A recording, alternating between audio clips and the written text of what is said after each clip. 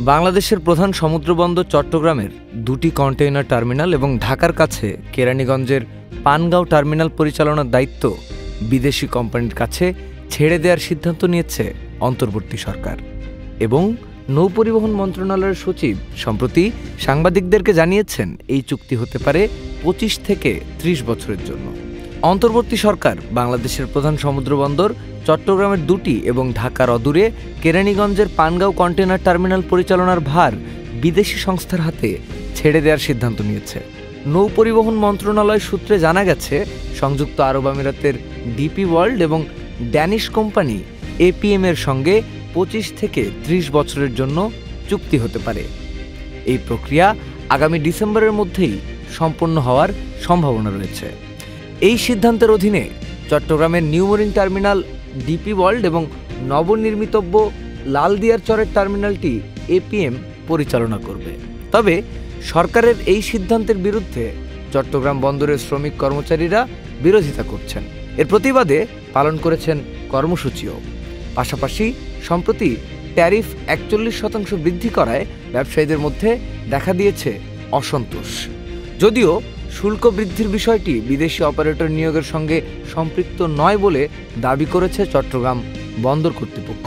এদিকে G2G পদ্ধতিতে বিগত সরকারের সময় চট্টগ্রাম বন্দরের পতেঙ্গা টার্মিনালটি Saudi company Red Sea Gateway Terminal পরিচালনার দায়িত্ব পেয়েছে। চট্টগ্রাম বন্দরে চালু থাকা নিউমরিন টার্মিনালের পাশাপাশি নতুন 3টি টার্মিনালের নির্মাণ ও পরিচালনার দায়িত্ব বিদেশি কোম্পানিকে দেওয়ার পরিকল্পনা রয়েছে বলে জানা যাচ্ছে।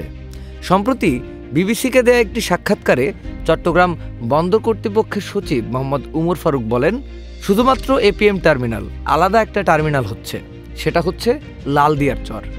তাদেরকে আমরা প্রায় ৩৫ একরের মতো জায়গা দিয়েছি। সেটা তারা নিজস্ব বিল্ড, অপারেট অ্যান্ড ট্রান্সফার পদ্ধতিতে নিজস্ব টার্মিনাল করবে এবং নিজেরা হ্যান্ডেল করবে। একটা সার্টেন পিরিয়ডের পর সেটা বন্দরকে হ্যান্ড ওভার করবে।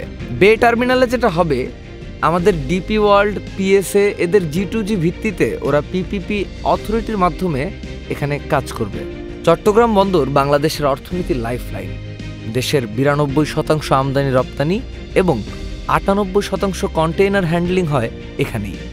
গত অর্থ বছরে এখানে ৩০ লক্ষাধিক কন্টেইনার ওঠানামা করেছে, যা ২০৩০ সাল নাগাদ ৫০ লক্ষে পৌঁছাতে পারে। এই ক্রমবর্ধমান চাপ সামলাতে এবং বন্দরের সক্ষমতা বাড়াতে বিদেশি বিনিয়োগ জরুরি বলে মনে করছে সরকার। তাদের মতে বিশ্বমানের সংস্থাগুলো দায়িত্ব নিলে বন্দরের গতি ও বিনিয়োগ বাড়বে। তবে সরকারের এই যুক্তির সঙ্গে একমত নন অনেকেই।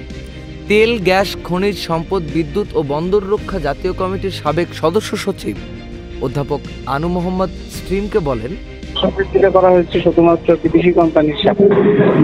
তার ফলে আমদানির খরচ বাড়বে, জিনিসপত্রের দাম বাড়বে, রপ্তানির খরচ বাড়বে। তার ফলে আমাদের রপ্তানিকারকদের যে সক্ষমতা, সেটা আঘাতপ্রাপ্ত হবে। এবং এগুলো বিষয়টা সরকার যেভাবে করছে, সেটা একটা দৃষ্টান্ত স্থাপন করছে যে এই সরকার আগের সরকারের মতোই অযৌক্তিকভাবে, অগণতান্ত্রিকভাবে, জনসম্মতি এরকম একটা চুক্তি।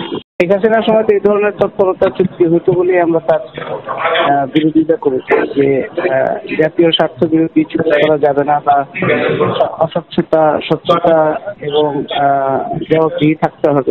শেখ হাসিনার সেই প্রকল্পটাই এখন এই সরকার জোর জবরদস্তি করে গণতান্ত্রিক ভাবে বাস্তবায়ন করছে। এই প্রক্রিয়া নিয়ে আন্দোলনকারীদের সবচেয়ে বড় আপত্তির জায়গা হলো এটি G2G পদ্ধতিতে, অর্থাৎ কোনো রকম দরপত্র ছাড়াই সম্পন্ন হচ্ছে। ডিপি ওয়ার্ল্ড অনেক আগে থেকেই এই টার্মিনালের দায়িত্ব নিতে আগ্রহী ছিল এবং ২০১৭-১৮ সালে বিনিয়োগের প্রস্তাবও দিয়েছিল। বন্দর আধুনিকায়নের প্রয়োজনীয়তা অনস্বীকার্য, কিন্তু জাতীয় স্বার্থ রক্ষা করে বিদেশি বিনিয়োগ নিশ্চিত করার সঠিক পথ কোনটি? এই ভারসাম্য রক্ষায় সরকারের স্বচ্ছতা কি যথেষ্ট? এই ব্যাপারে আপনাদের মূল্যবান মতামত জানাবেন আমাদের কমেন্টে।